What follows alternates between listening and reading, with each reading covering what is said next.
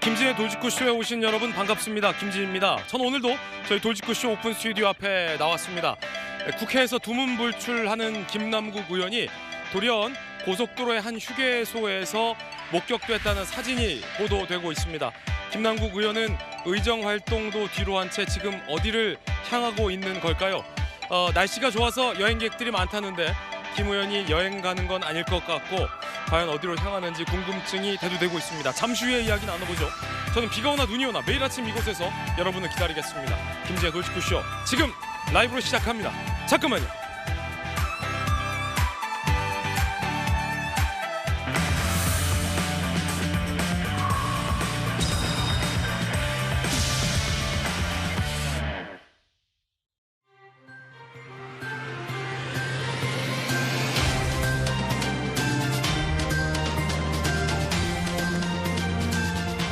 신문 읽어주는 남자입니다. 김남국 의원이 가평 휴게소에서 목격됐다는 사진이 등장했습니다. 그런가 하면 민주당의 동료 의원들조차도 조홍천 의원인데요. 이모 질문지, 논란이 됐던 이모 질문지를 이거 다른 의원 질문지 아니냐라는 의혹도 동료 의원들 사이에서 제기됐습니다. 김남국 리스크가 민주당 내에서 점점 커지고 있는데 잠시 후에 이야기 나눠보죠. 오늘 조간신문 4가지 키워드 준비되어 있습니다. 먼저 첫 번째 키워드부터 살펴보겠습니다. 첫 번째 키워드는 두 가족. 동아일보가 일면에 쓰고 있습니다. 두 가족 함께 보시죠.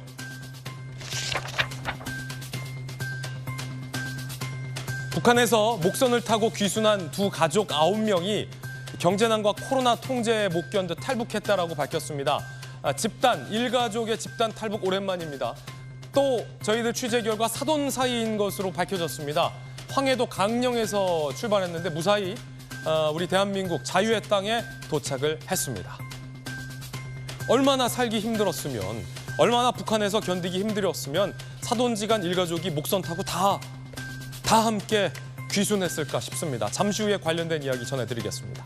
이어서 두 번째 키워드 공개합니다. 두 번째 키워드는 강성, 한겨레 신문 4면 기사입니다. 강성, 이거 누구 얘기일까요? 돈봉투 비판했다고, 김남국 코인 비판했다고 청년 정치인들 짓밟는 강성 지지층, 이거 문제 있다. 한겨레 신문이 날카롭게 비판하고 있습니다. 박성민 등 8인이 민주당 내부에서 청년 정치인들이 김남국에 대해 단호한 조치하라라며 이재명 지도부의 비판적인 성명을 발표했죠. 그러자 강경파들이 협박에 욕설에 전화폭탄 세례를 퍼붓고 있다는 것, 이거 옳지 않다라는 겁니다. 교통사고 조롱글까지 올리고 있다는데 당 내에서는 이재명 대표를 향해서 오히려 이 강성 지지층들 왜 가만히 두냐라고 비판의 목소리도 있다고 합니다. 이어서 다음 키워드입니다. 세 번째 키워드는 뭘까요? 관통. 조선일보 신면 기사입니다.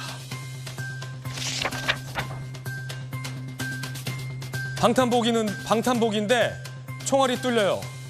그런데 그걸 알고도 군이 100억 주고 5만 벌 샀다. 뭐 하자는 겁니까? 성능 테스트 부위만 방탄 소재를 덧대서 눈속이만 이 방탄복. 국기연이 설계 부실을 알고도 승인했다는 겁니다. 성능 조작 민원이 있었는데도 통과시켰다는 겁니다. 지난해 4만 9천여 벌 중에 다수가 이렇다고 하니까 방사청 감사, 국정조사라도 해야 하는 거 아니냐라는 비판의 목소리가 높습니다. 이어서 다음 키워드입니다. 네 번째 키워드는 고령화, 한국경제지 일면입니다. 늙어가는 한국, 신용등급 추락 위기다. 세계 3대 신용평가사가 2050년 최악의 상황 온다라고 경고했습니다. 고령화가 국가 신용등급 핵심 변수로 부상했다라는 겁니다. 지금까지 신문 읽어주는 남자였습니다.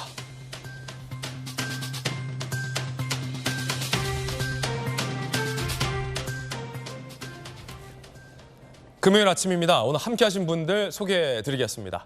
김남국 코인 의혹과 관련해서 정치권 로비 의혹을 제기한 한국게임협회의 위정현 학회장님, 그리고 학회입니다. 한국게임학회의 위정현 학회장님. 제가 뭐 다르게 말했나요? 똑같이 말한 것 같은데. 협회라고 그러셨어요. 학회라고 했습니다. 네, 협회. 국민의힘의 김병민 최고위원 나오셨습니다. 학회라고 했습니다. 민주당의 김영주 전 의원님 그리고 전용기 의원 나오셨습니다. 어서 오세요.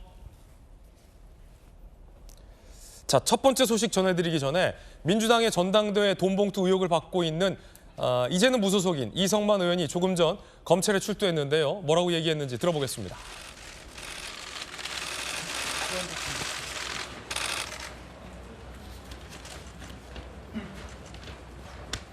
언론인과 국민 여러분, 사실관계를 정확히 따져 검찰의 조사에 성실하고 그리고 당당하게 임하겠습니다. 죄의 결백을 밝힐 수 있도록 하겠습니다. 검찰 수사가 미리 짜여진 각본에 의한 답이 정해진 결론이 되지 않게 되기를 바랍니다. 확정되지 않은 피의 사실을 불법적으로 유출하고 의혹을 부풀려서 여론 재판으로 단죄하려는 시도에 대해서는 단호하게 맞서도록 하겠습니다. 아울러 조사 일정, 내용 등이 실시간으로 유출되는 정황에 대해서도 심히 유감스럽습니다. 향후 일정 등 검찰 조사와 관련된 모든 사항은 공개적으로 처리하도록 하겠습니다. 오늘도 걱정해 주시고 응원해 주시는 모든 분들께 감사드립니다. 기자들이 궁금한 점이 많으실 텐데 자세한 질의 내용은 조사가 끝난 후 말씀드리도록 하겠습니다. 감사합니다. 어제 혐의에 대해서는 전부 다 인정하지 않는 입장이신 거죠? 네, 저는 돈 준 사실이 없습니다. 네, 전달한 사실이 없어요. 자, 지금 돈봉투 의혹과 관련해서는 사실은 민주당의 이재명 당대표가 사과를 한 사안이고 이성만 의원도 탈당을 한 지금 그런 상태잖아요. 그런데 지금 검찰에 소환된 이성만 의원의 이야기를 들어보니까 굉장히 톤이 높습니다. 내용도 센데 검찰 수사가 미리 짜여진 각본에 의한 답이 정해진 결론이 되지 않기를 바란다라며 마치 검찰의 기획수사에 의한 피해자인 듯한 성토도 있었는데, 자, 그러면서 확정되지 않은 피의 사실을 불법적으로 유출했다라고도 검찰을 비판했는데, 김병민 최고위원님, 사실은 지금 논란이 되고 있는 녹취록에는 이성만, 강래구 여러 분들의 목소리가 등장하는데 검찰이 이거 유출했다라고 보는 것 같아요. 아니, 문제가 없으면 민주당은 왜 탈당했죠? 그렇게 당당하게 아무런 죄가 없다면 맞서서 민주당 내에서 투쟁해야 되는 것 아닙니까? 꼬리 자르듯이 민주당을 탈당해서 나가놓고 또 많은 국민들이 녹취록을 들었던 것처럼 성만이 형 얘기하게 되는 이른바 돈봉투에 돈을 마련한 것처럼 비춰지는 내용들이 있는데 정작 중요한 본질에 대해서는 이성만 의원이 입을 다물고 있으면서 왜 녹취록이 유출됐는지 격가지에만 흥분하면서 성을 내는 모습들을 보여주고 있거든요. 나중에 시간이 지나고 나서 그 녹취록의 내용들이 진실이면 어떤 방식으로 고개를 숙일지 굉장히 궁금한데 저런 식의 적반하장의 모습 과연 민주당은 뭐라고 생각하는지도 입장을 좀 밝혔으면 좋겠습니다. 자, 지금 전용기 의원님, 굉장히 이성만 의원이 뭐랄까요? 감정적인 어떤 모두 발언이 아니었나라는 의견인데 어떻습니까? 충분히 감정적일 수 있다. 결국에는 이성만 의원도 사람이니까 감정적일 수 있다라는 것은 저도 그렇게 볼 수도 있다고 보고 있습니다. 김병민 최고위원께서 좋은 말씀을 해주셨는데요. 사실 탈당하고 꼬리 자르기 하는 모습들을 국민의힘에서 계속 민주당에만 문제 제기를 하는 것 같은데요. 문제가 생기면 탈당하고 그다음에 다시 돌아오는 것 비단 민주당의 입장에서만 있었던 일은 아니었습니다. 제가 이름까지 거론하지 않겠지만 국민의힘이건 민주당이건 문제가 있으면 다 탈당을 했고 그렇게 복당을 시키는 경우가 정치권에서는 허다했거든요. 그러면 국민의힘에서도 앞으로 이런 일들이 생기면 탈당 안 시키겠다. 그다음에 이렇게 복당 안 시키겠다 이런 약속을 해주시면 더 좋지 않을까 이런 생각도 들고요. 이성만 의원이 저렇게 감정적인 이유는 저는 어느 정도 일리는 있다라고 생각을 합니다. 검찰이 기본적으로 짜여진 각본에 의한 수사를 하고 있는 모습들이 여러 가지 포착이 됐었고요. 실제로 지금 재판에 의해서 녹취록들이 나온 것이 아니고 누군가 녹취록을 뿌렸고 그것이 언론을 통해서 국민들께 들어갔기 때문에 재판을 들어가지도 않고 지금 조사도 한번 이루어지지 않은 상황 속에서 이미 여론은 이성만 의원과 윤관석 의원을 피의자로 규정하고 있고 송영길 대표도 출국 금지까지 당하지 않았습니까? 이것은 여론을 넘어서 검찰에서 출국 금지 신청을 했기 때문에 조사도 이루어지지 않은 상황 속에서 모든 피의 사실은 결국에는 사실처럼 국민들께 알려지고 있는 부분에 대해서 이것은 문제가 있다. 검찰이 기획수사를 하고 있는 것 아니냐 하는 의심을 할 수 있을 것 같습니다. 그래서 지금 누군지는 모르겠지만 이것을 유포한 사람이 있다면 공무상 기밀 누설죄로 고발도 당해 있는 그런 상황이다. 저는 그런 말씀 드리겠습니다. 예. 자, 온 국민이 이성만 의원이 여러 차례 등장하는 녹취록을 들었기 때문에 이성만 의원의 초기 해명과는 많이 사뭇 달라 보이는 그 상황에 대해서 검찰에서 뭐라고 해명하는지 향후 검찰 수사와 재판 결과를 좀 지켜봐야 할 것 같습니다. 이번엔 저희가 준비한 본격적인 이야기 시작하겠습니다. 김남국 의원의 코인 투자와 관련해서 코인 투기라고 해야 하는 게 더 정확하겠군요. 새로운 의혹들이 오늘도 집중 제기되고 있습니다. 첫 번째 주제 공개합니다. 소명 못한 하루 40억, 김 의원의 의심 거래. 한 보도에 따르면 김남국 의원이 이른바 잡코인에 거액을 투자했다. 거기에다가 이 코인을 꽤 장기 보유하면서 이른바 배당 코인도 챙겨갔다는데 그 배당 수익률이 무려 32%다라는 분석이 나왔습니다. 함께 보시죠. 김남국 의원이 투자한 대표적인 3종 코인은 위맥스, 클레이페이, 마블엑스. 특히 이 3종 코인은 장기 투자를 했습니다. 평균 보유 기간이 12.3개월, 1년이 넘군요. 지난해 4월에서 5월 상장도 되지 않은 마블엑스를 긁어 모아서 9억 7천만 원어치를 삽니다. 이것도 의심스러운데 알고 봤더니 8개월 동안 32%의 배당률이었다. 배당금 3억 2천여만 원어치다라는 분석. KBS가 제기했습니다. 마블엑스 가격 폭등기에 6,200여 개를 매도합니다. 3억여 원의 수익을 얻습니다. 위정현 학 회장님. 예. 아니 제가 왜 이렇게 강조하냐면 협회와 학회가 다르거든요. 예. 게임 학회와 게임 협회의 의견이 지금 좀 다르기 때문에 예. 명확하게 게임 학 회장님. 코인도 배당이 떨어져요? 주식뿐만 아니라? 예, 그렇습니다. 배당 코인인가요? 예. 그런데 이제 그렇게 배당을 이제 코인으로 주는 건 어떤 이제 발행사의 이점이 있냐면요. 네네.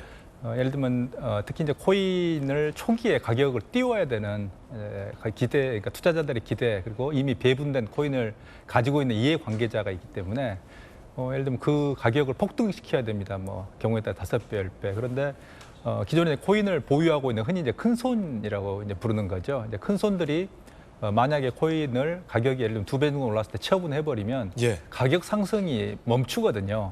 그걸 막기 위해서 뭐 사실 30%가 아니라 경우에 따라서는 약정을 해서 500%까지 주는 경우도 있습니다. 그래서 그 이제 각각은 코인 보유량에 따라서 전혀 다릅니다만 뭐 기존의 이제 은행 금리 또는 뭐 주식 예탁에서 상상도 할 수 없는 그런 이제 코인의 폭등 이제 폭을 이미 그러니까 전제하고 들어가 있기 때문에 코인을 묶어두고 그러니까 락 효과하고 그러니까 락이 나는 효과하고 비슷합니다. 그래서 묶어두고 일정한 금액이 아니죠. 상당 금액의 보상을 주고 일정 기간 그러니까 여기서 1년 정도 됩니다만 팔지 못하게 그러니까 서로가 윈윈하는 그런 방식인 거죠. 그러면 교수님 배당 코인 지급과 김남국 의원의 이례적인 소위 잡코인 거액 투자가 인과관계가 있는 겁니까?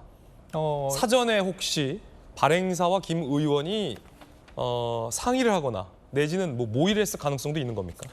저희는 이제 상의나 모의보다도 저희가 이제 결과적으로 저희는 이제 학자이기 때문에 어떤 걸 추정하냐면 결과하고 데이터를 보면서 이 공동체의 가능성을 저희 학회에는 제기를 했던 거죠. 공모? 이 공동체죠. 이 공동체. 그러니까 그게 이제 실제로 이제 에어드랍을 통해서 이제 받았다 여기까지 밝혀졌습니다만 만약에 예를 들면 이제 위믹스를 받았으면 이제 위믹스의 이해 공동체에 적극적으로 가담을 한 거고요. 마블렉스를 가지고 있으면 이제 마블렉스를 실현할 가격을 이제 끌어올리기 위해서 그러니까 결국에는 코인 발행사와 그리고 보유하고 있는 이제 김남국 의원이 이해관계가 일치하기 때문에 즉 하나의 이익 공동체이기 때문에 적극적으로 뛰는 그런 점에서 저는 이제 이익 공동체가 다단계 사기하고 상당히 유사하다. 예. 그러니까 다단계 같은 경우도 결국에 자신의 이익을 실현하는 게 전체 어떤 공동체 이익을 실현하는 게 때문에 정말 물불 안 가리고 뛰는 이런 모습을 보이는데 그것과 유사하다. 그러면 더구나 1년이라는 장기간 동안에 코인이 묶여 있고 그리고 코인에 대한 보상을 받기로 했으면 한편으로는 그러니까 이자를 통해서 수익을 얻는 거고 한편으로는 코인이 폭등하면 폭등한 차익을 통해 수익을 얻는 것 이렇게 우리가 볼 수 있겠습니다. 그러면 이중 수익이다라고 말할 수 있겠군요. 예. 코익이 폭등한 시세 차익도 받고 배당 코인으로 주식으로 따지면 배당금을 4억 2천여만 원어치 챙긴 건 아니냐라는 이 분석인 건데요. 김병민 최고위원님, 네. 이 마블엑스라는 코인을 김 의원이 투자하기 시작한 게 지난해 4월 21일부터인 것으로 추정이 되는데 네. 지난해 4월 중순이면 국회가 굉장히 좀 시끄러웠던 때 아닌가요? 대통령 선거로 정권 교체가 됐고요. 5월 10일 취임 이전까지 이른바 당선인 신분이었는데 그때 민주당은 뭘 추진합니까? 이른바 검수완박 법안을 굉장히 일사천리 추진하고 있을 때입니다.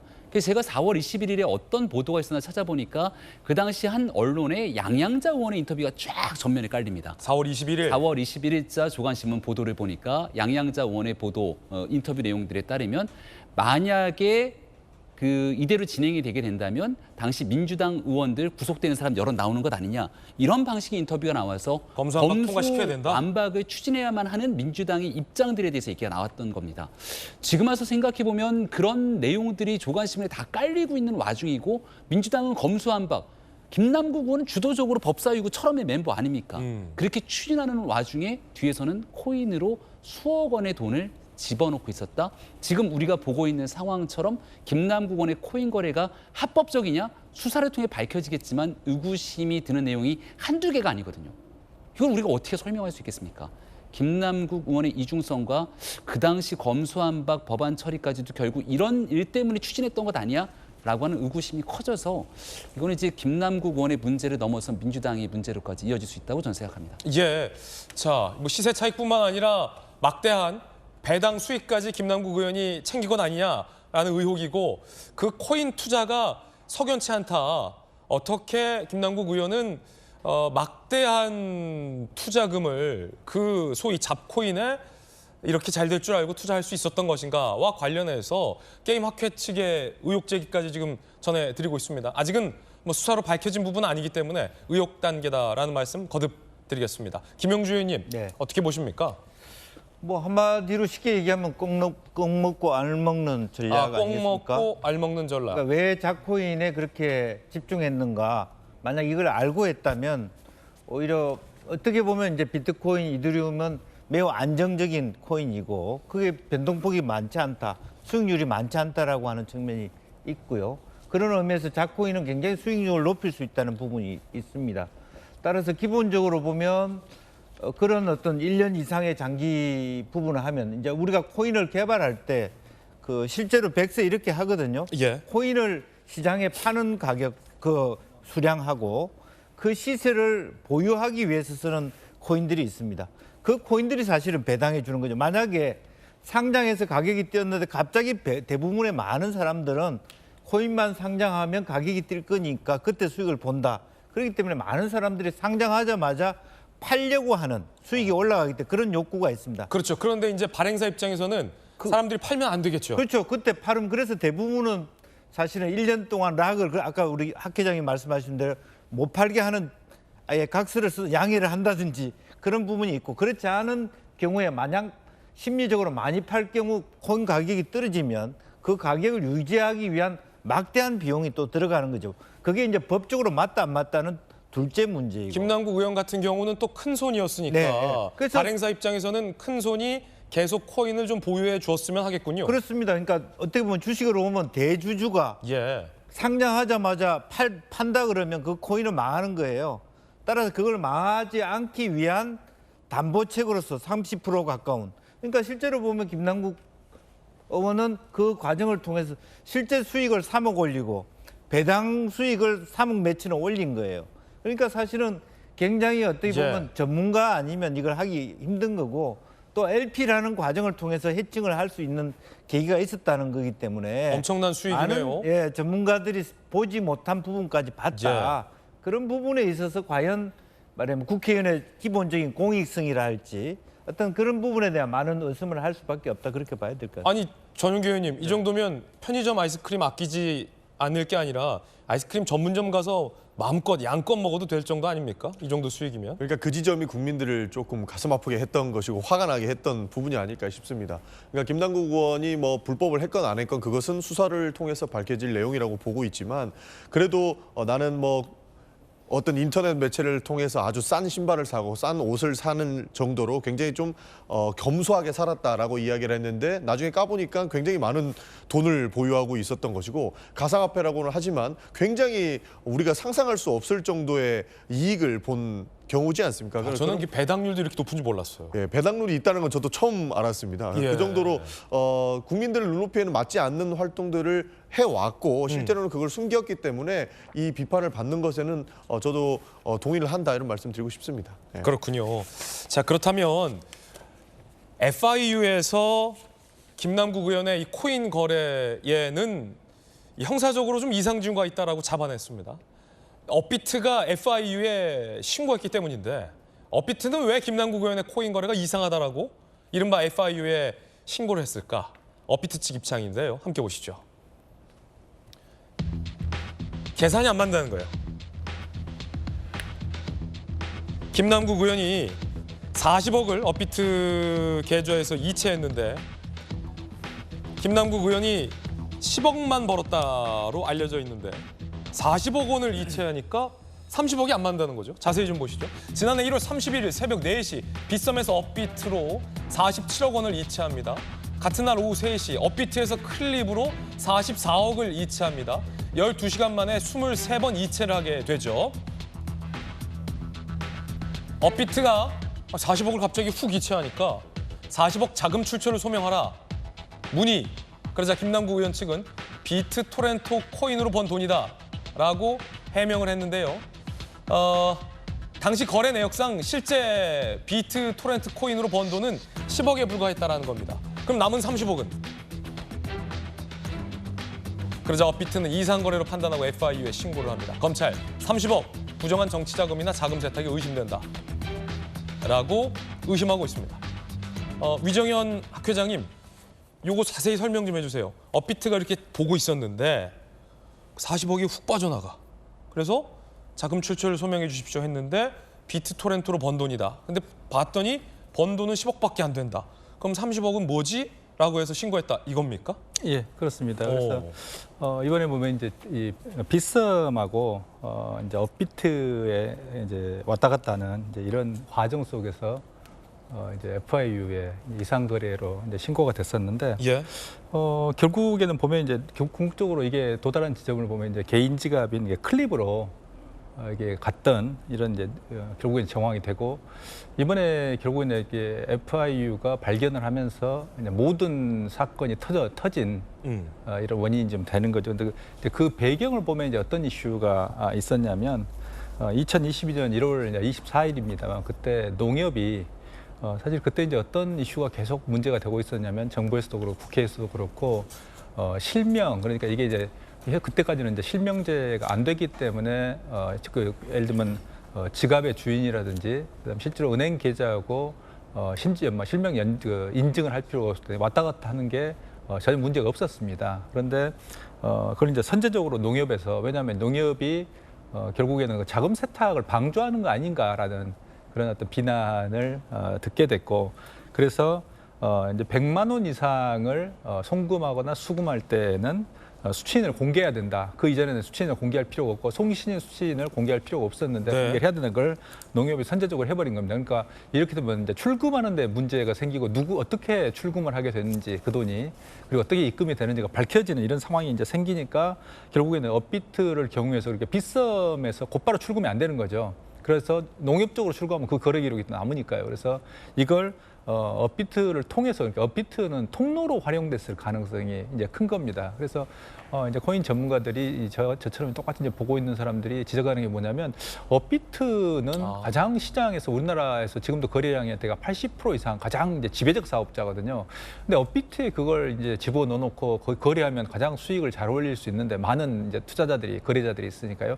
이걸 왜 또 이동을 시켰지라는, 그러니까 빗썸, 업비트, 클립, 이 프로세스에서 혹시 업비트가 통로로 이용된 거 아니야라는 이제 의심을 하게 됐고, 실제로 이제 업비트도 그런 의문을 가지고 실제 어떤 예. 돈보다, 투자해서 번 돈보다 왜 이렇게 큰 돈이 왔지?라고 했는데, 그 부분에 대한 질문에 대한 설명이 안 되니까. 왜냐하면 그 당시에 가상자산 거래소도 지금도 그렇습니다만 투명성, 공정성, 그리고 이게 정말 운영할 능력이 있는가에 대해서 계속 이제 금감원이나 금감위에서 의심이, 그쪽에서 의심의 눈초리를 보고 있기 때문에 먼저 자발적으로 얼른 이제 신고를 해버린 거거든요.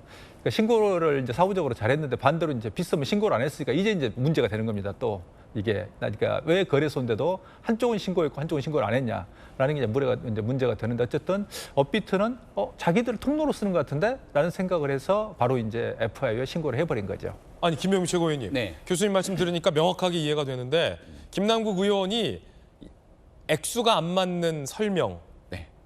지금 이게 처음이 아니에요. 업비트 측에다도 비트토렌토로 번 거다라고 했는데 그건 10억밖에 안 됐다. 그럼 30억에 대해서는 해명이 안 되고 있고, 애초에 김남국 의원이 10억을 어떻게 코인에 투자했냐와 관련했을 때 국민들 앞에 내놓은 해명도 주식 판 돈이다라고 했는데, 알고 봤더니 주식 판 돈은 예금 이자로 신고를 해놨고 코인에는 10억이 더 있었잖아요. 네, 맞습니다. 이것도 지금 아직 해명이 안 되고 있잖아요. 그 당시에 주식 판돈으로 코인에 넣고, 코인에 넣은 돈의 원금을 또 회수했기 때문에 원금을 회수해서 이른바 전세금을 마련한 것처럼 얘기했는데, 아니 그럼 코인으로 화수분도 아니고 돈이 여기저기 튀어나와서 막 40억도 벌고 이 돈을 원금을 회수해서 전세금도 내고, 대한민국에 이런 최고의 투자자가 있는가? 액수가 안 맞아요, 액수가. 돈이 안 맞잖아요. 그러니까 지금 나타나는 이 과정들은 저 시기를 좀 볼 필요가 있는데요. 네. 저 시기가 2022년 1월 말입니다. 1월 31일로 아까 보이는 것 같은데, 그때가 저는 생생하게 기억이 나는 게 대통령 선거가 꼭 한 달 정도 남을 때였어요. 저 때 김남국 의원은 이재명 대표의 최측근 아니었습니까? 저는 윤석열 당시 후보의 대변인으로 있었기 때문에 하루에 4시간 정도 잤던 기억이 나고, 거의 모든 언론 대응부터 있는 시시각각 촉각을 마지막까지 곤두세우면서 일을 할 텐데, 새벽에 수십억을 거래해요. 그리고 그냥 이 빗썸에서 업비트로 옮긴 게 아니라 빗썸에서 업비트로 옮기고 여기서 다시 또 클립으로 옮기게 되는 석연찮은 과정들을 하면서 여기에 대한 자금 소명하라니까 소명도 잘 안 되는 일들이 복잡하게 벌어집니다. 특별하게 내가 아주 다급하게 움직여야 되는 이유가 있지 않고서 그 급박한 선거 과정에 막 소명 절차까지 해가면서 이 일을 해야 될 동기, 요인, 이유가 있었을까요? 검찰은 저게 어떤 자금인지 의심하고 있죠. 돈이 30억이 해명이 안 된다는 것 아닙니까? 그러니까 이런 일들에 대해서 김남국 의원이 얘기를 해줘야 되는 거예요. 근데 김남국 의원은 이런 일들을 묻는, 국민을 대신해 묻는 기자들의 질문에는 입을 꾹 다물고 있고, 본인이 굉장히 다급하고 위급하면 어디를 가냐. 아마 이제 또 김어준 씨 방송 유튜브에 가갖고 본인에게 유리한 얘기들만 할 거라고 생각합니다. 이거 김용주 의원님 어떤 자금인지에 대해서 좀 해명이 될까요? 글쎄요, 이제 우선 아까 우리 학 기장님 말씀하신 대로 이제 트래블 룰이라고 뭐 흔히 얘기해서 이 자금이 어디서부터 흘러 들어왔고 하는 이제 그 과정에서 이상 징후가 있다. 그리고 네. 또 빗썸과 연계하는 농협이 있어서 그 전에는 어떻게 보면 이게 이제 비실명 계좌의 존재 가능성이 있었는데, 그런 부분에 대한 강제. 저도 빗썸에 등록할 때 마치 전과자가 된 것처럼 사실 자기 사진과 신분증을 찍고 이 사진을 빗썸에 보내주면서 등록했습니다. 실제로 보면 굉장히 까다롭게 이제 규제가 강화되는, 자기 사진과 주민등록증과 자기 계좌가 일치하는지, 이제 그런 의미에서 1차적으로는 그 전에 그 말하자면 김남국 의원이 처리한 돈 중에는 일부 혹은 다수가 본인이 아닌 돈이 있을 가능성이 있다. 그걸 이제 1차적으로는 정치 자금이일 수도 있지만 LP를 했다는 측면에서는 다른 사람의 투자금을 자기가 대신 불려주는 방식. 이제 그것이 불가능해졌기 때문에 그런 부분에 대한 빗썸으로부터 일단은 업비트로 왔을 부분이 있고, 또 업비트로부터 한편으로 보면 개심죄를 받을 만해요. 업비트에 왔으면 거래를 해서 업비트에 돈을 좀 세금을 말하자면 내야죠. 거래를. 일정으로 우리나라 최고의 거래소가 업비트인데 업비트 와서 사자 팔자 해서 업비트 이익 보는 거 하나도 안 하고 얌체처럼 지갑만 이용해서 다른 데로 보냈다. 그거 괘씸하죠. 이제 상도에 어긋난 행위를 또 한 거예요. 이제 그리고 실제적으로 그런 문제에 보고서 많은 전문가들이 얘기한 것처럼 업비트로 옮긴 이유는 그게 훨씬 사고 팔기가 원활하기 때문이었다고 보는데 지금 그런 것도 아니고 바로 패스를 했기 때문에 사실은 이것은 소명도 잘 안 되고 그런 차원에서는 업비트도 이거 잘못하면 큰일 난다는 차원에서 FIU로 말하자면 보고할 수밖에 없지 않았겠나 그렇게 보여집니다. 네, 사실 그래서 당에서도 지금 보고 있는 부분들이 해당 부분들인 겁니다. 그러니까 자금의 출처가 어떻게 되고 어떠한 방식으로 투자가 이루어지는지를 핵심으로 보고 있는 거죠. 그러니까 뭐 많은 분들이 이야기를 하십니다. 뭐 가상화폐를 해봤던 것 자체를 문제 제기하는 것이냐? 뭐 그런 건 아니다. 그러나 이렇게 자금 출처가 명확하지 않고 문제가 되는 행위들이 있기 때문에 여기에 대한 진상 조사가 필요하다라고 해서 진상 조사를 하고 있는 것이거든요. 김남국 의원은 이미 탈당을 했기 때문에 더 이상 어떻게 징계가 가능하느냐, 진상조사가 가능하겠느냐라고 이야기를 하지만 당 입장에서는 당 소속의 국회의원이 해당 논란에 휩싸였기 때문에 어떻게든 진상을 조사해서 국민들께 알려드리는 것이 맞다라고 판단을 한 것이고요. 이것이 정확하게 진상조사가 되고 해결되지 않으면 영구 복당도 안 될 수 있는 그런 상황까지 갈 수 있습니다. 그렇기 때문에 진상조사를 하고 있는 것인데 사실 이것도 조금 난항이기는 합니다. 지금 수사 상황 때문에 자기 방어권을 주장하면서 안 준다라는 언론 보도도 나왔는데 진상조사단에서는 어느 정도까지는 지금 입증을 한 것 같고요. 추가적으로 자금 출처와 관련돼서 조금 더 밝히고 있는데 여기에 대해서는 지금 뭐 연락이 잘 안 되고 있는 부분도 있고 그런 좀 난항을 겪고 있는 것 같습니다만 실제로 김남국 의원이 민주당에서 활동을 했고 앞으로도 민주당과 연을 함께 가져가려면 철저하게 소명을 해서 이 출처를 일단 먼저 밝히고 네. 진상조사에 협조를 해야 된다 이런 말씀 드리고 싶습니다. 예. 자, 물론 이제 당내에서는 민주당의 진상조사단을 진상조사해야 한다. 이런 의견도 있다라는 말씀도 같이 드리겠습니다. 잠시 후에 이야기 나눠보죠. 자, 위정현 한국게임학회 학회장님과 함께 이야기 나눠봤습니다. 이번엔 저희가 준비한 두 번째 이야기 주제 공개하겠습니다. 가평에서 찍힌 김남국 의원 휴게소라는데요. 윤리특유라는 늪. 배승희 변호사가 김남국 의원이 가평 휴게소에서 목격됐다며 사진을 공개했습니다. 이거 김남국 맞죠? 라며 가평 휴게소에서 김남국 의원으로 보이는 사진이 공개가 됐는데 캐주얼한 차림, 가뿐한 차림, 운동화에 캐주얼 자켓을 입고 누군가와 함께 트렁크를 열고 이야기하고 있고 자, 가방도 보이고요. 트렁크 안에 대화를 나누고 있는 듯한 모습. 이곳은 가평 휴게소로 보인다라는 겁니다. 휴게소 주차장으로 보이고요. 뒤에 자 이제 경기도와 강원도 경계에 있는 멋들어진 산들도 보이군요. 공기가 좋아 보입니다. 요즘은 여행하기 좋은 날씨죠. 김남국 의원은 여의도에 부재 중이다. 이런 지적도 나옵니다. 그렇다면 김 의원은 지금 어디를 향하고 있는 건가요?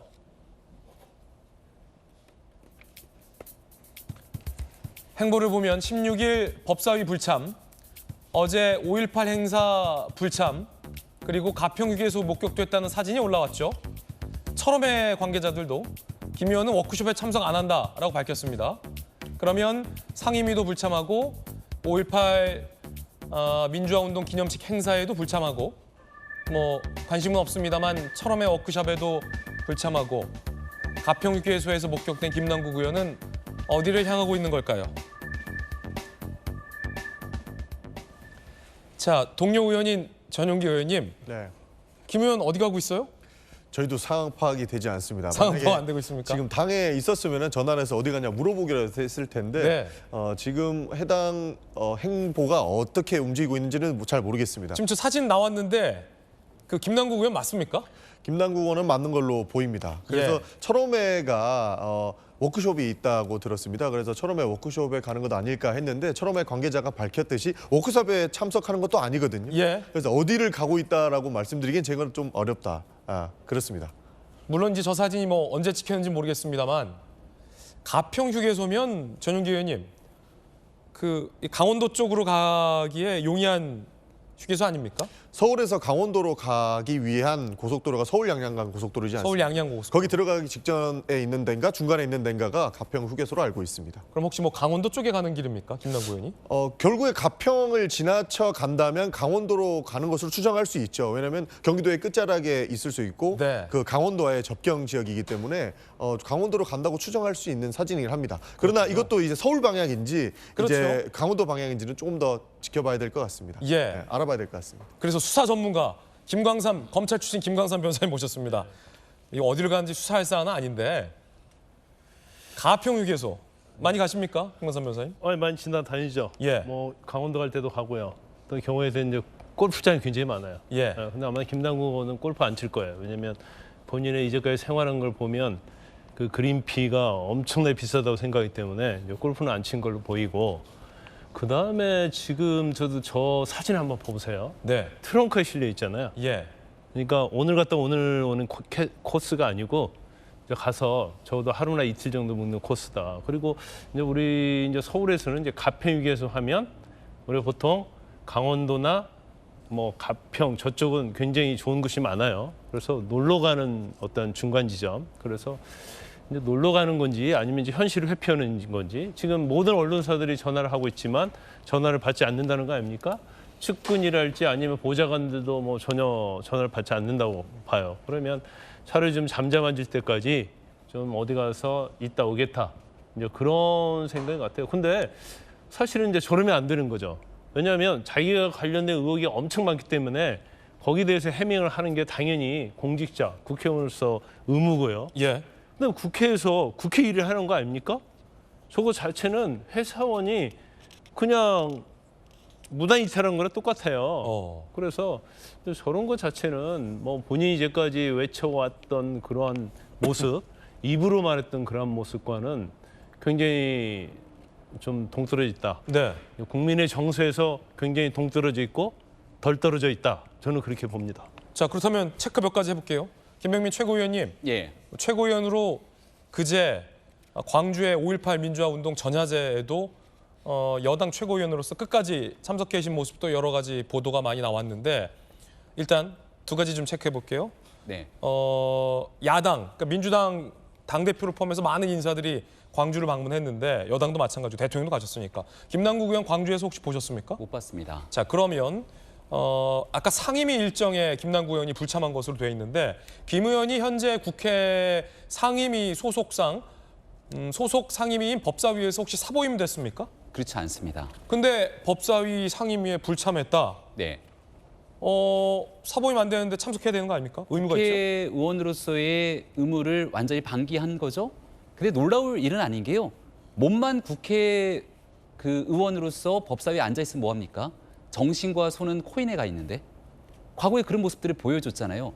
그러니까 김남국 의원의 현재 같은 상황들을 지켜보게 된다면 국회의원직 빨리 그만둬라, 이런 목소리가 훨씬 높아질 수밖에 없을 겁니다. 더군다나 5.18 광주 민주화운동 기념식에 어떤 논란이 있더라도 저는 김남국 의원이 왔어야 된다고 생각하는 게, 이제 본인이 태어난 곳 살레시오 고등학교를 아마 나온 거로 알고 있는데, 지역에서 5.18 광주 민주화 운동과 관련돼서 본인이 보여왔던 또 정치인, 변호사로서의 그 진심들이 담겨져 있는 거지 않습니까? 근데 그런 모든 일들까지 다 저버리고 지금 가평휴게소에서 어디를 가고 있는 건지 알 수가 없잖아요. 그러니까 정치는 무릇 책임지는 자리이기도 합니다. 지금 여기에 대해서 김남국 의원이 얘기하고 있는 것처럼 무슨 한동훈 장관 탓하고 예. 검찰 탓할 것이 아니라 떳떳하다면 소명하고, 그걸 소명하지 못한다면 즉각적으로 저렇게 조금 좋지 않는 모습들로 국민들 눈살 찌푸리지 말고 즉각 의원직 사퇴해야 되고요. 일을 하지 못하는 상황이니까. 그리고 김남국 의원이 그렇게 의원직 내려오는 용기가 없는 것처럼 보이기 때문에 이러한 정황들을 다 봤으면 민주당에서 조속히 국회 윤리특위 이제 제소를 한 걸로 알고 있는데, 국회 본회의에 즉각 상정해서 김남국 의원 제명해야 된다고 생각합니다. 한 가지 더. 네. 국회 윤리위에 제소하겠다라는 방침을 민주당도 정했는데, 윤리특위에서 지금 이른바 멈춰 있잖아요. 네. 절차상의 문제 때문에. 혹시 뭐 결론이 났습니까? 아니면 윤리특위로 어제 그대로입니까? 윤리특위로 가게 되면 그냥 하세월입니다. 이 사람 징계하면 저 사람도 징계해야지. 이거 절차 따라갖고서는 자문이 거쳐야지. 그러면 언제 징계합니까? 근데 민주당에서 그런 거 절차 다 패스하고 패스트트랙을 올려서 그냥 본회의에 직회부한 다음에 징계를 했던 전례가 있죠. 김기현 당대표 평의원이던 시절에 검수완박 법안 처리할 때 상임위원장 위원장석 점거했다는 이유로 그냥 국회에서 일사처리 본회의 처리해서 한 달 국회 출석 정지라는 중징계를 내렸습니다. 민주당 의석에 힘이 있기 때문에 했던 전례가 있거든요. 그럼 그때 상황이랑 김남국 의원 상황 비교해보면 비교할 수 없을 정도로 심각한 것 아닙니까? 민주당이 마음만 먹으면 당장 내일이라도 모여갖고선 김남국 의원 제명할 수 있는 힘, 과거 민주당이 보여줬기 때문에 예. 그 의지를 지금 국민 앞에 실현할 때라고 저는 생각합니다. 그러니까 이게 김남국 의원만 징계하자라고 하는 것이 뭐 저희가 민주당에서 뭐 발목 잡아가지고 안 된다 이렇게 말씀을 해주시는 걸로 좀 들리는데 사실 징계할 사람 많습니다. 지금 윤리특위의 징계 대상으로 들어간 사람이 한 30여 분 되거든요. 김남국 의원처럼 명백하게 상임위에서 윤리적으로 비도덕적인 일을 했다라고 징계하는 건 전 바람직하다고 봅니다. 그런 부분은 지적해야 됩니다. 그것과 함께 다른 사람도 징계하는 것이 마치 발목 잡기처럼 보이는 것 저는 바람직하지 않다고 봅니다. 왜냐하면 예. 김남국 의원이 상임위 장소에서 코인을 했던 것 이런 것 때문에 지금 징계안이 올라가 있지 않았습니까? 그러면 그 비슷한 행동했던 사람만이라도 같이 징계를 해야 된다고 저는 생각합니다. 왜냐하면 우리가 국회에서 상임위장에서 뭐 야한 거 보다가 걸린 국회의원도 있었고요. 게임하다 걸린 국회의원도 있었습니다. 이 사람들 하나도 징계 안 하고 김남국만 이제 먼저 하자라고 하는 것은 문제가 있다라고 보는 겁니다.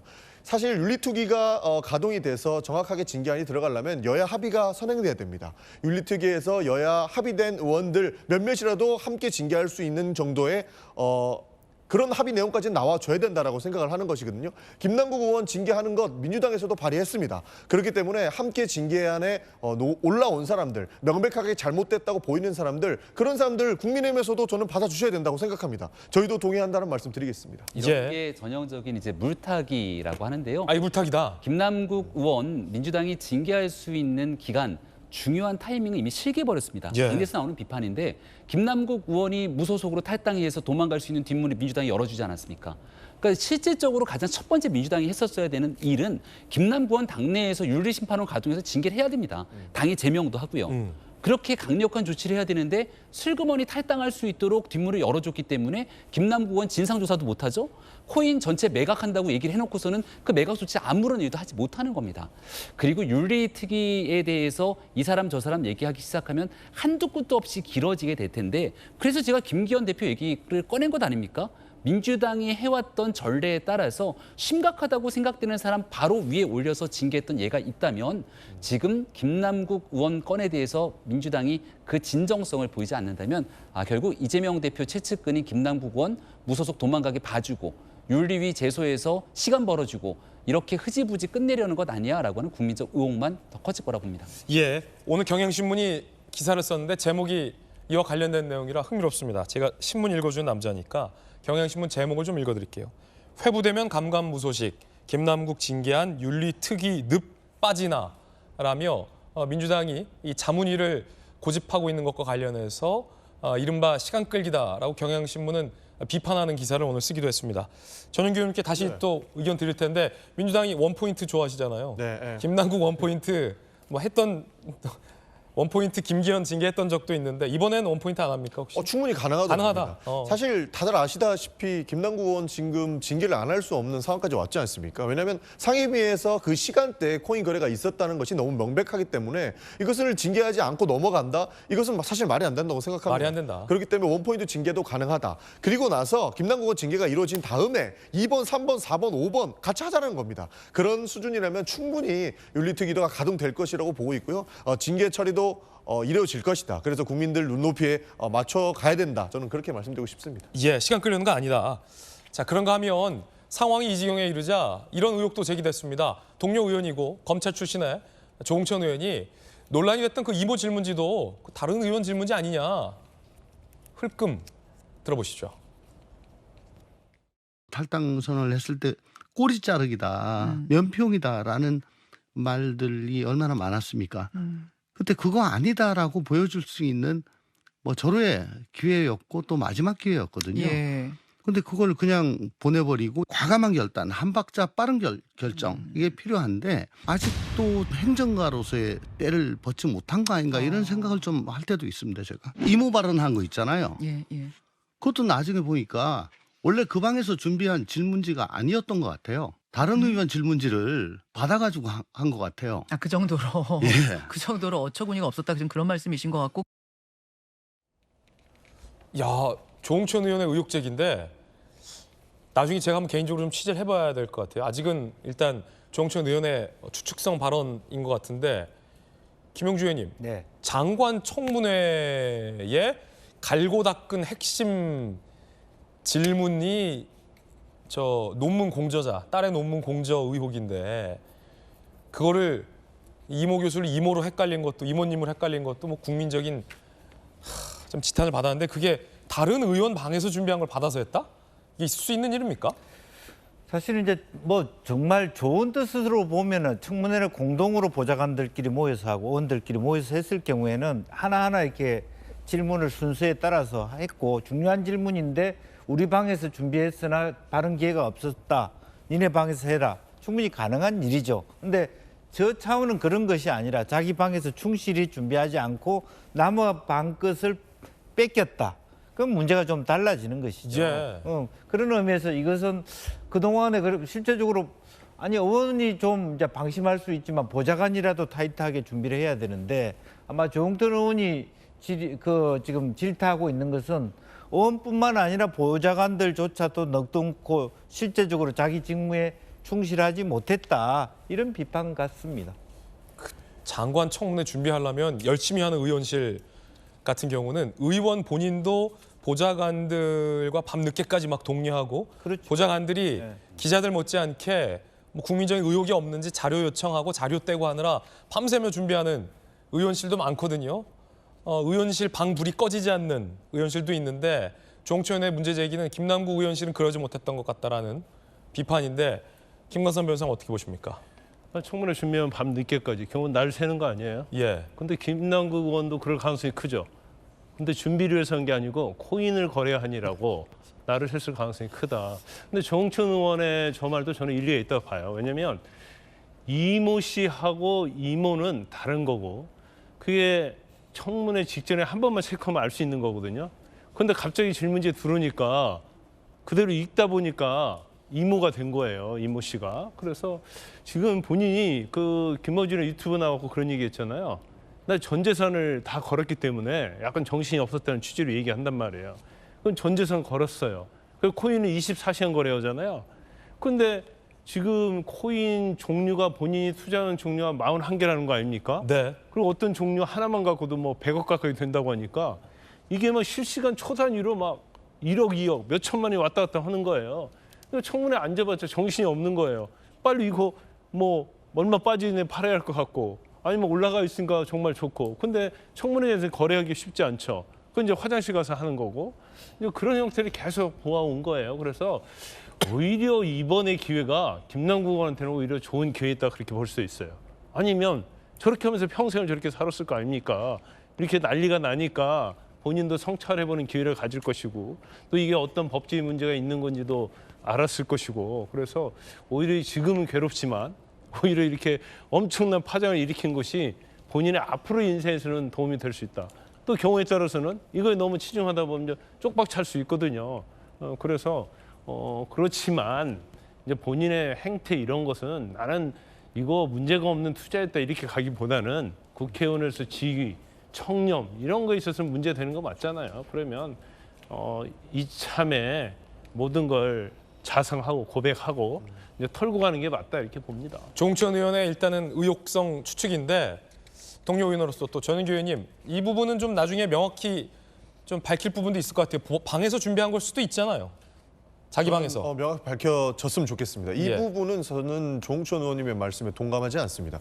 이거는 잘못하면 김남국 의원에 대한 명예훼손로도 볼 수밖에 없습니다. 예. 한 국회의원이 청문회를 준비하면서 그 장관에 대해서 얼마나 많은 공부를 했겠습니까? 그리고 굉장히 방대한 양의 자료를 보고 정말 며칠 밤을 새가지고 그 내용들을 준비했을 거라는 거죠. 근데 뭐 오해한 거는 뭐 명백하게 나와 있기 때문에 그 부분을 두둔하기보다는 뭐 남의 질문지를 받아가지고 그 질문지를 이야기했다라고 하는 것은 그 김남국 의원에 대한 명예훼손도 있을 수 있겠지만 김남국 의원을 보좌하는 그 보좌진 들의 역량도 이거는 무시하는 모습으로 이렇게 비춰질 수도 있거든요. 그렇기 때문에 저는 해당 부분은 조금 부적절했다라고 생각을 하고요. 사실 지금 민주당 의원님들도 굉장히 예민하십니다. 예. 굉장히 뭐 한 사안에 대해서 굉장히 좀 과민하게 반응을 하시고 좀 과하게 이야기를 하시는 분들이 있으신 것 같은데 해당 부분도 약간 그런 예민한 에서 나오지 않았을까 그런 추측이 되고요. 오히려 이게 밝혀져서 해당 문제는 아닌 걸로 밝혀지는 게 저는 더 좋지 않을까 저는 싶습니다. 예.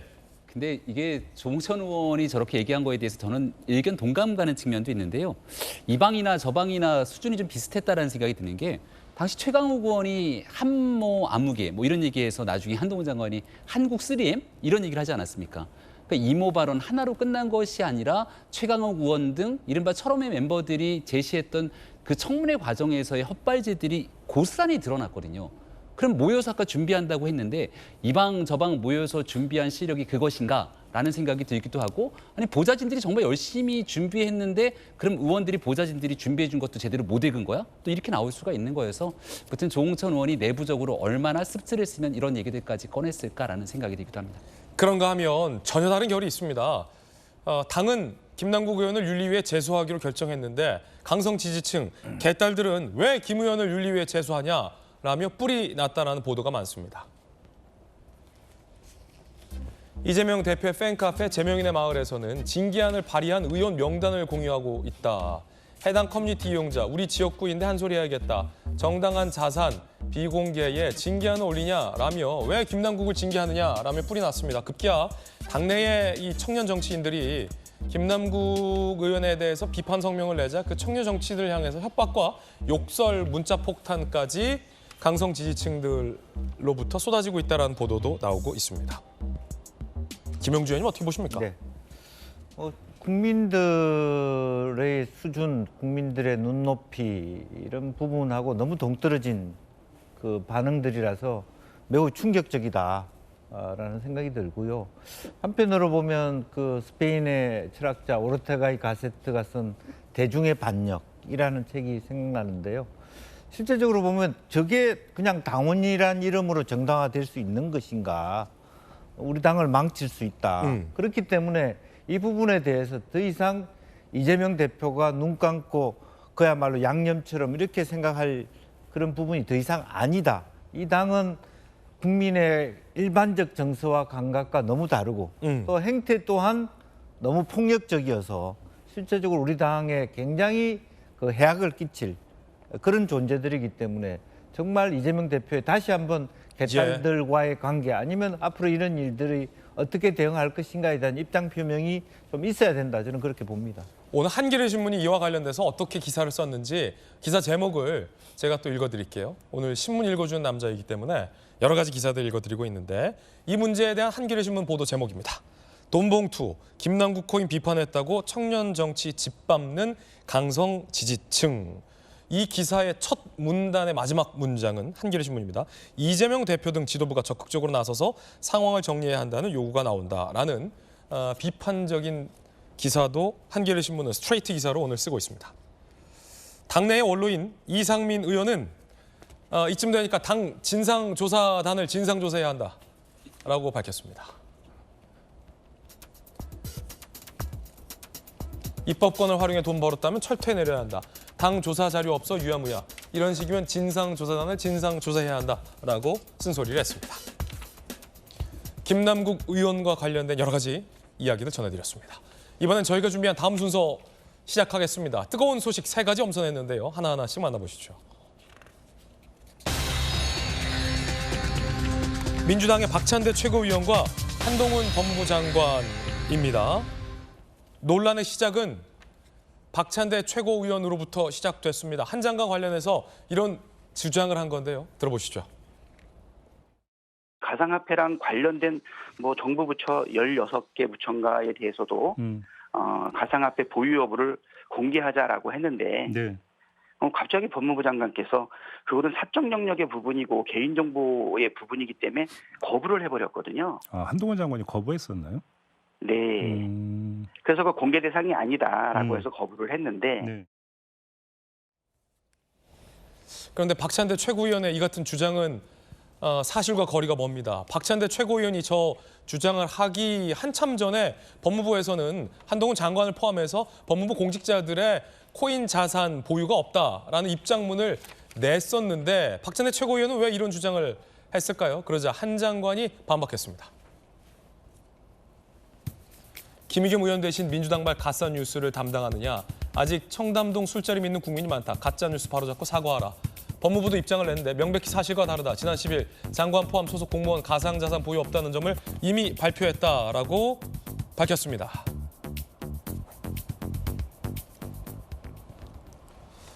자, 김광삼 변호사님. 네.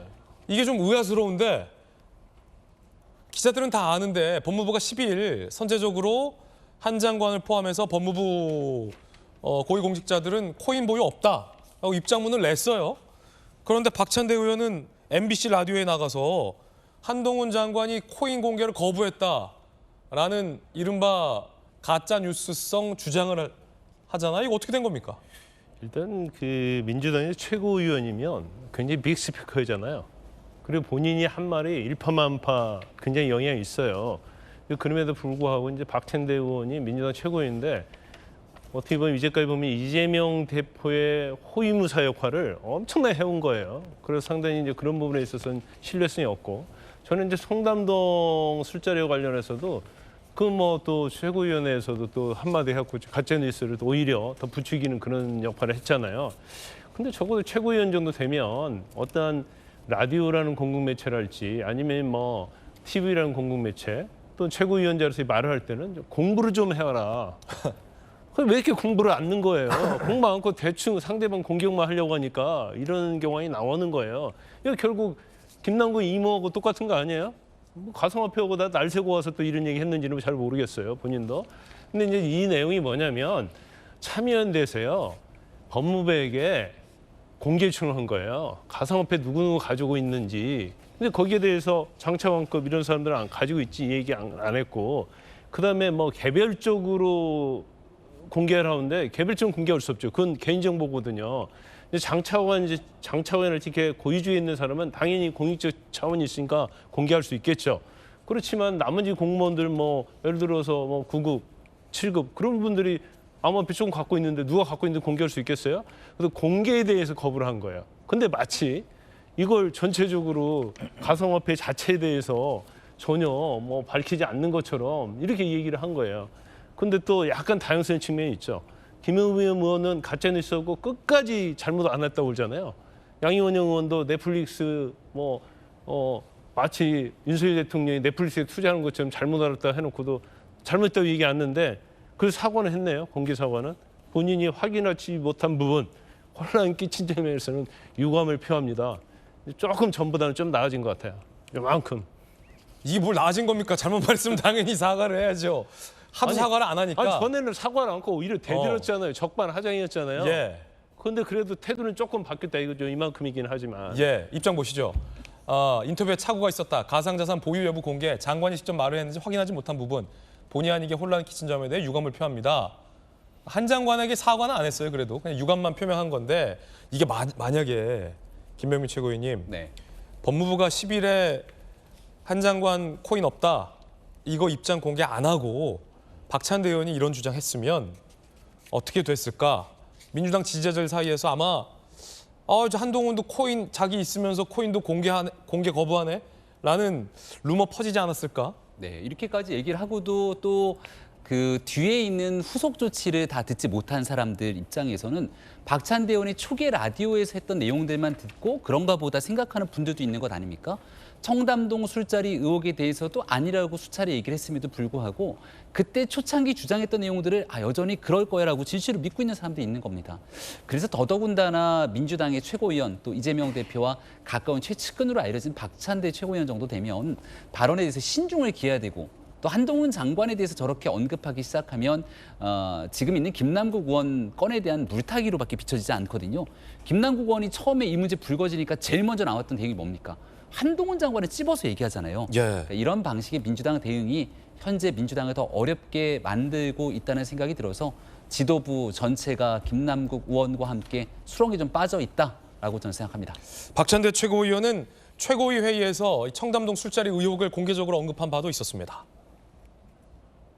윤석열 대통령과 한동훈이 청담동 술자리에서 김앤장 변호사와 술자리를 새벽까지 가졌다라고 하는 의혹이 제기됐습니다. 참으로 심각한 의혹입니다. 만약에 사실이 아니라면 얼마나 억울하겠습니까? 반드시 TF를 구성해서 실체적 진실을 밝히는 것이 바람직하다고 생각합니다. 저질 음모론에 올라타고 부추긴 이재명, 박찬대, 박홍근, 김성환, 박범계, 장경태, 우상호 의원님들께 사과를 요구합니다. 김영주 의원님, 네. 이번에는 민주당 지지자들이 어떻게 생각할까라는 측면에서 좀 질문을 드릴게요. 민주당 지지자들 입장 쪽에서 바라보면 한동훈 장관은 민주당의 최고위원이나 의원들이 좀 잘 준비해서 한 번은 좀 이겼으면 또 길을 좀 눌러줬으면 하는 마음이 지지자들 입장에서는 있을 수도 있잖아요. 네. 그러면 잘 준비해도 이길까 말까인데 왜 이렇게 한 장관에게 명분을 줍니까? 글쎄요, 지금 한 장관 입에서 민주당이 저질 음모론이라는 단어를 나오게 하고 거기에 대해서 마땅히 맞받아칠 수 있는 조건이 안 되는 매우 씁쓸한 그 당원 입장에서 민주당 지지자 입장에서 민주당의 어떤 비판력 또 정보력이 이렇게 A급이 안 되고 B급밖에 못 되느냐. 그리고 B급은커녕 아예 엎어치기를 당해서 뭐 김남국부터 최강욱 스스로도 또 말을 엉뚱한 용어를 사용해서 또 말하자면 비상식적인 부분이고 결과적으로 우리 민주당이 윤석열 대통령에 의해서 한동훈 장관을 더 기세등등하게 만든 그런 어떤 부분이 있습니다. 오히려 키워준다, 한 장관. 예, 그런 의미에서 정말 최고위원 그냥 간단한 자리가 아닙니다. 우리 김병민 최고 있습니다만은 최고위원일수록 그 당 비서실이라든지 다 스포트해서 발언 하나하나의 진위 여부라든지 명확한 증거와 어떤 정황을 잘 포착하는 그런 부분이고 그냥 다른 사람이 카드를 하는 데 있어서 나도 한마디 할래 이렇게 해가지고는 당이 그야말로 수권 정당이나 정책 정당의 이미지를 가질 수 없다. 그런 의미에서 이번 김남국 사태를 계기로 해서 전체 당원들, 전체 국회의원들 또 최고위원들이 그야말로 자기 스스로 갖고 있는 정보력과 지식력을 좀 더 업그레이드 시킬 필요 있다 그렇게 생각합니다. 예, 뜨거운 소식 함께하고 있습니다. 이번엔 두 번째 소식 만나보시죠. 어떤 소식일까요?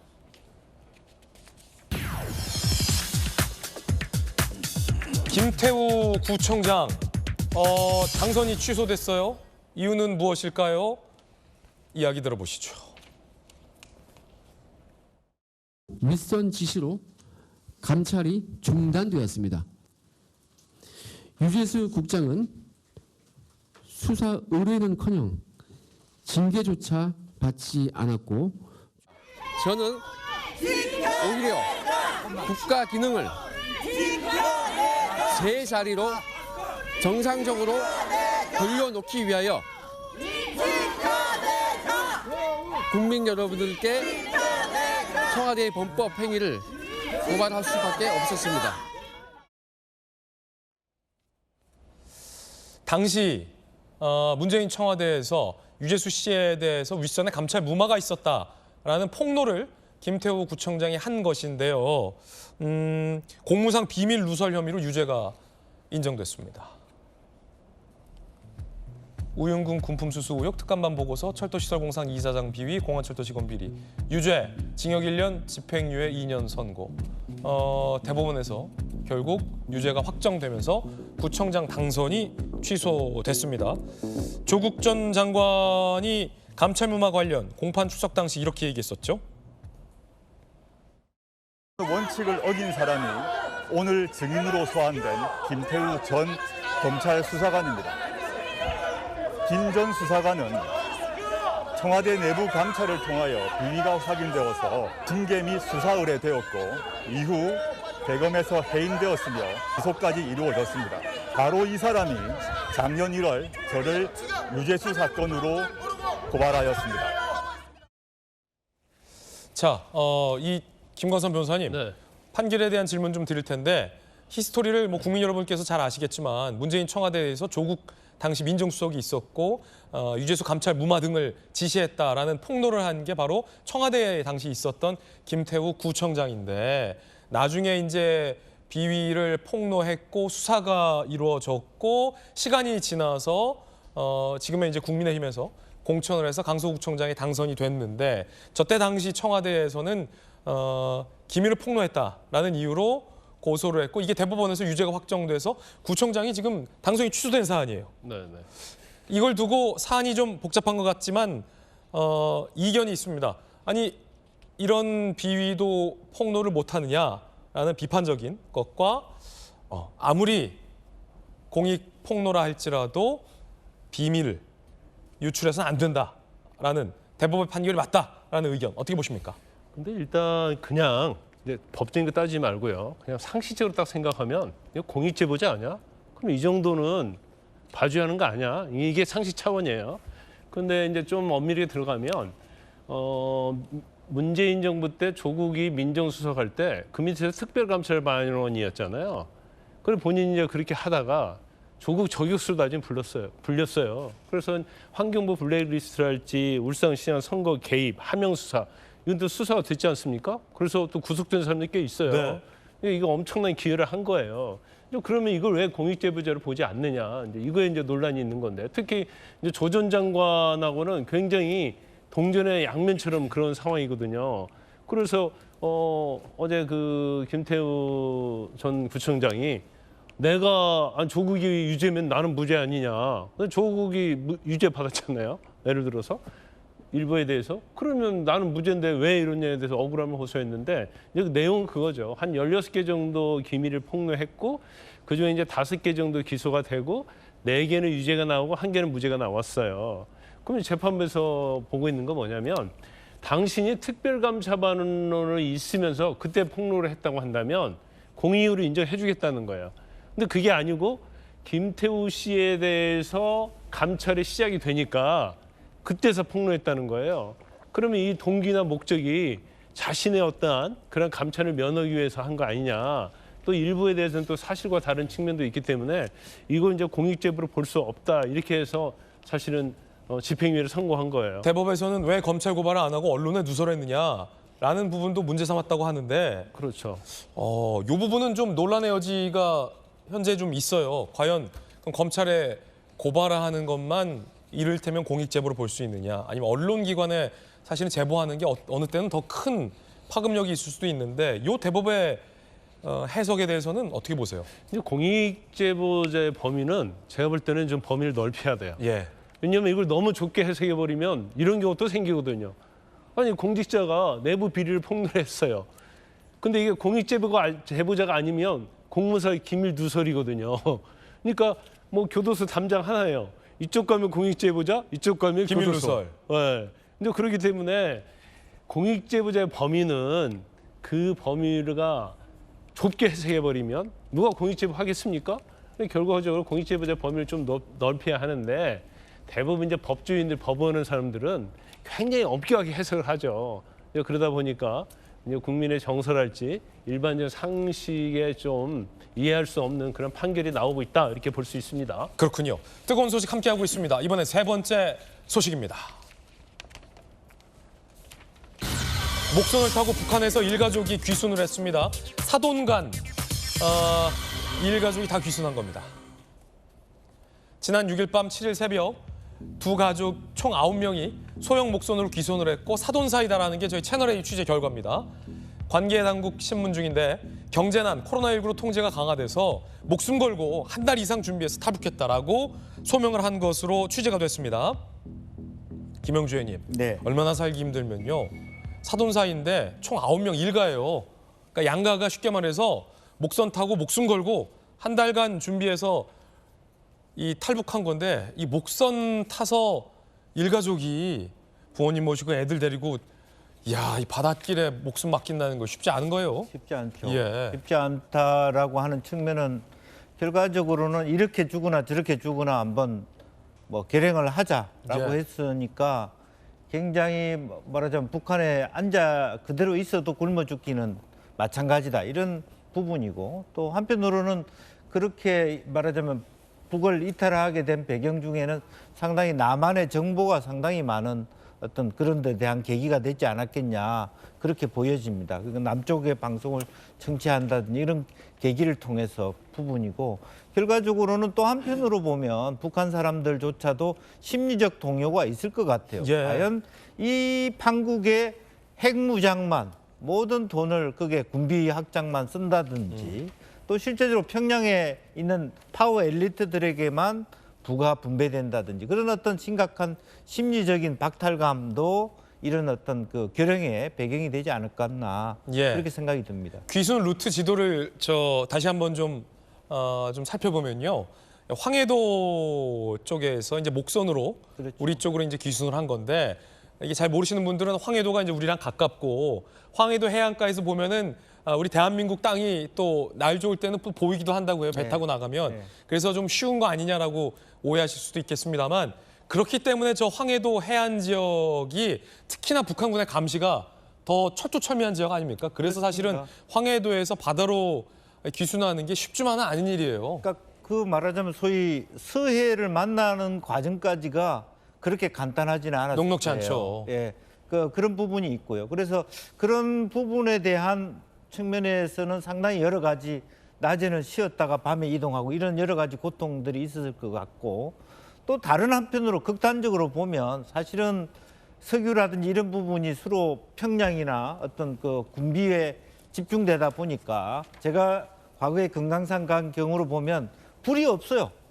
오히려 이동이 더 수월했을 수도 있고 모랄 해저드가 생기고 있다는 징후일 수도 있다 그런 생각이 듭니다. 예, 뜨거운 소식 3가지 짚어봤습니다. 이번엔 저희가 준비한 다음 이야기 시작하겠습니다. 주제부터 확인해 보시죠. 논란이 된 사진 한 장이라는 제목인데 국가보훈처가 올린 사진이 논란입니다. 자, 이 사진인데 5.18 민주화운동 기념일이라는 기념사진 한 장인데요. 자유민주주의와 인권의 가치를 굳건히 지켜낸 5월 정신이라며 일단 취지는 이 5월 민주화운동의 정신을 잊지 말자라는 좋은 취지입니다. 그런데 민주당의 박용진 의원이 이게 계엄군의 시각에서 찍힌 사진이다 라며 문제를 제기한 겁니다. 계엄군이 주인공인 이런 사진을 5.18 기념 이미지로 봐야 하냐라고 문제를 제기한 겁니다. 그러면서 박민식 장관 후보자가 이걸 승인했다라며 문제를 삼은 겁니다. 그러자 국민의힘에서는 무슨 소리냐, 해당 사진은 문정부 때 올린 사진과 똑같다 라며 문재인 정부 청와대가 오늘의 한 장이라는 주제로 올린 사진과 똑같은 사진이다, 논란거리로 왜 악용하느냐라며 공개를 했는데 그러고 보니 진짜 문재인 정부 청와대에서 올린 사진과 같은 사진으로 판명이 됐습니다.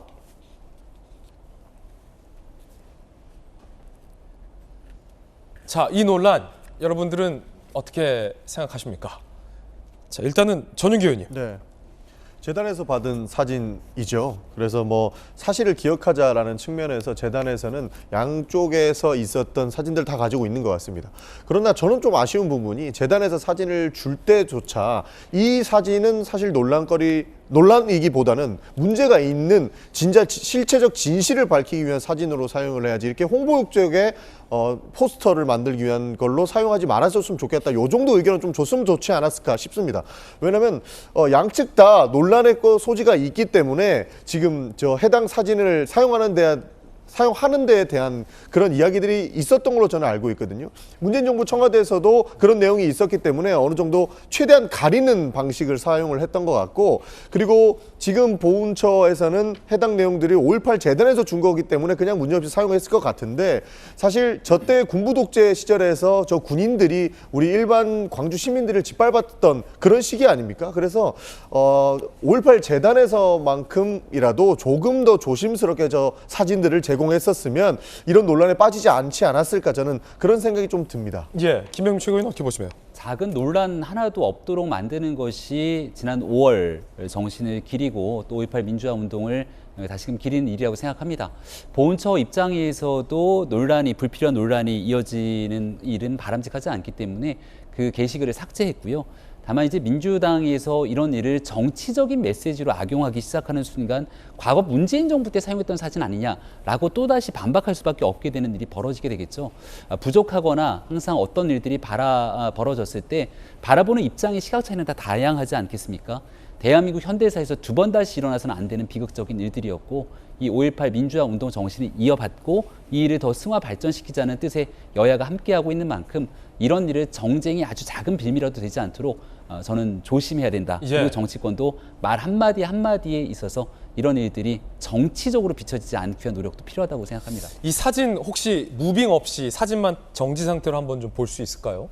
우리 국민 여러분께서, 시청자 여러분께서 보시고 좀 판단을 하실 대목이 있어 보여서 문재인 정부 때도 쓴 거고 지금 윤석열 정부 보훈처에 대해서 쓴 사진인데 민주당의 우리 박용진 의원이 이건 계엄군이 주인공인 사진이다라며 문제 제기를 한 건데 그리고서 정쟁이 시작된 사진이거든요.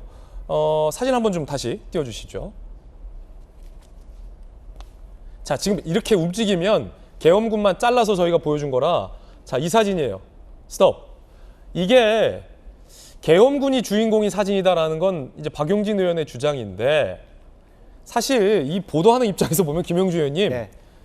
이 사진은 계엄군 쪽에서 찍힌 사진이지만 이 사진의 주인공은 계엄군이 아니라 저 시민군이에요. 시민군의 정면이 찍힌 사진이잖아요. 만약에 시민군 쪽에서 찍혔다면 시민군의 뒷모습이 나오고 계엄군의 얼굴이 나왔겠죠. 그러면 그 사진도 계엄군이 주인공이 아니냐라는 논란을 또 누군가는 제기했을 수도 있는 사진이니까 네. 과연 이걸 누가 주인공의 사진이냐라고 단정할 수 있는 사진인가. 저는 조금 솔직히 전문가들 사이에서도 이런 의견이 있더라고요. 그렇습니다. 그러니까 문재인 정부에서는 아무도 그걸 계엄군 중심이라고 생각하지 않았고 토를 안 달았겠죠. 예. 그냥 그대로 볼 수 있는 사진이었는데 그럴수록 조금 이제 아쉬운 점은 그 사진에 대한 해석을 보다는 이 정부가 조금 말하자면 역사적으로 지금도 아직까지 이제 뭐 법원이나 뭐 서초 현수막에 보면 5.18을 계속 인정해야 되느냐 이런 부분들이 있기 때문에 보훈처의 입장에서도 조금 더 이 정부에서는 계엄군 모습보다는 더 그러니까 광주 시민들의 모습을 더 앞세우는 사진으로 선택해 줬으면 하는 아쉬움은 있습니다. 그러나 냉정하게 얘기해서 이 사진 똑같은 사진을 놓고 그렇게 논쟁을 벌일 일인가 그런 생각이 들어요. 예, 김관선 변호사님 어떻게 보세요? 저는 저 사진 전혀 문제가 없다고 봐요. 예. 오늘 이제 5.18 생각은 뭘 생각하죠? 시민군, 희생한 사람 보는 거 아니에요? 저 사진을 때 우리가 계엄군을 봅니까? 시민을 봅니까? 멀리진 시민군을 보면서 이 계엄군들이 짓밟았구나. 그리고 계엄군은 굉장히 무장돼 있잖아요. 뒷모습도 예. 보면. 그러면 저 사진을 보면서 우리가 어떻게 보면 전율도 느낄 수 있는데 계엄군을 좋게 생각하면서 전율을 느낍니까? 아, 저렇게 무자비한 계엄군이 시민군을 진압하려고 하는구나. 오히려 이게 5.18 정신을 기리는 데서 좋은 사진이라고 봐요. 근데 이것까지 뭘 문제가 있다고 문제를 제기한 것은 너무나 이제 잘못됐다 이렇게 보고요. 우리가 이제 그림이 있다고 해봐요. 거기에 시냇물이 흐르고요. 산이 있고 태양이 떠 있어요. 어떤 사람은 태양을 중심으로 보겠죠. 어떤 사람은 강을 좋아하는 사람은 아, 강이 멋있다고 할 게 아닙니까? 어떤 사람은 산을 좋아하면 아, 산이 멋있다. 그럼 태양과 강과 산 중에 뭐가 주인공이에요? 그것은 사진이 됐건 사진도 물론 어떻게 찍냐 다를 수는 있겠지만 그건 결과적으로 마음속에 있는 거고 저 사진 자체는 5.18이라는 그런 팩트, 5.18이라는 우리가 갖고 있는 이미지 거기에 딱 들어맞는 저는 그런 사진을 보거든요. 그럼에도 불구하고 저걸 자체를 가지고 계엄군이 주인공이다 이 말하는 자체는 너무 이제 비뚤어진 시각으로 본 게 아닌가 싶습니다. 예, 뭐 패널들 개개인의 견해 전해드리고 있습니다. 네, 사실 박용진 의원이 저렇게 이야기하는 것은 사실 좀 이유가 있는 것 같습니다. 왜냐하면 정치적 의미로 해석하지 마라라고 국민의힘에서는 주장할 수 있겠지만 정치적 의미로 해석을 할 수 있게끔 만든 게 사실 이 정부라고 생각을 하거든요. 윤석열 대통령이 뭐라 했습니까? 전두환 정치는 잘했다라고 했습니다. 그리고 국민의힘 최고위원들 지금 징계를 받았지만 5.18 헌법 정신, 헌법에 수록하는 거 그거 반대한다고 이야기하고 막을 거라고 이야기를 했습니다. 김재원 최고. 기본적으로 본인이 가지고 있는 생각들을 국민들께 내보이면서 이걸 정치적인 메시지로 해석이 가능하게끔 이야기를 하는 게 과연 누구겠습니까? 충분히 민주당에서 이걸 정치적으로 의도적으로 흘렸다라고 생각하실 수도 있겠지만 기본적으로 정부와 그리고 여당이 가지고 있는 그런 5.18에 대한 내용들이 저는 의심이 충분히 받을 수 있는 상황이 만들어졌기 때문에 이런 내용이라고 이야기를 하고 싶습니다. 방금 김영주 의원께서 말씀을 해주셨지만 굉장히 어려운 문제죠. 문재인 정부 때는 저 사진을 사용하면서도 아무도 그 정신에 대해서 의심을 하지는 않았습니다. 그러나 지금 의심받는 이유는 윤석열 대통령의 발언과 여당 최고위원, 징계를 받은 김재원 최고위원의 발언 등 이런 것들이 근거가 되지 않았을까, 저는 그렇게 봅니다. 지금 하시는 얘기들이 결국 5월 18일 광주 민주화운동을 기리는 과정 속에서 정치적으로 메시지를 내시는 겁니다. 제가 전야제에 6시 이 민주대행진부터 7시부터 시작되는 전야제 한 10시 가까이 끝날 때까지 처음부터 끝까지 함께 앉아 있었습니다. 그러니까 중간중간 그 전야제에 대한 내용들이 나오면서 일부 시민들의 정치적인 메시지가 중간에 나와요. 그럼 여기서 뭐라 하냐면 하지 마 라고 얘기를 합니다. 정치적인 메시지가 아니라 진짜 5월 18일 과거에 있었던 일들이 기리고 기억하고 그걸 어떻게 이겨내고 승화할지에 대해서 영어 자막 하나하나까지 넣어가면서 광주의 5.18을 넘어선 대한민국의 5.18 그리고 전 아시아 세계가 바라보게 되는 한국판 레미제라블이라고까지 부르지 않습니까? 이런 일들의 자유민주주의를 지켜낸 인권의 가치들을 얘기하는 것들이 사실 우리 대한민국 또 정치권이 해야 될 일 아닙니까?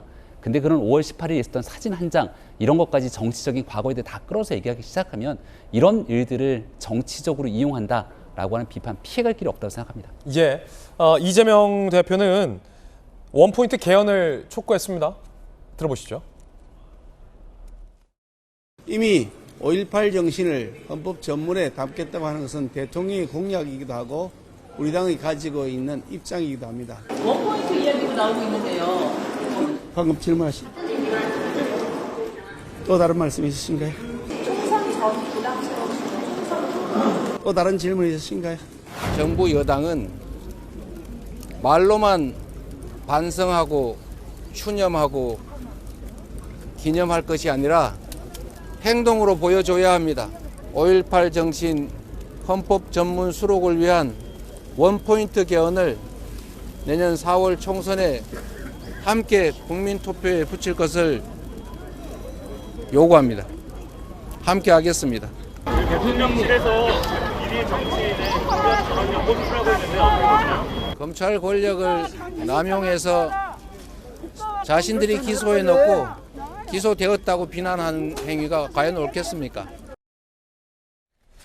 이재명 대표의 이 원포인트 개헌 요구에 대해서 국민의힘 반응은 뭘까요? 들어보시죠.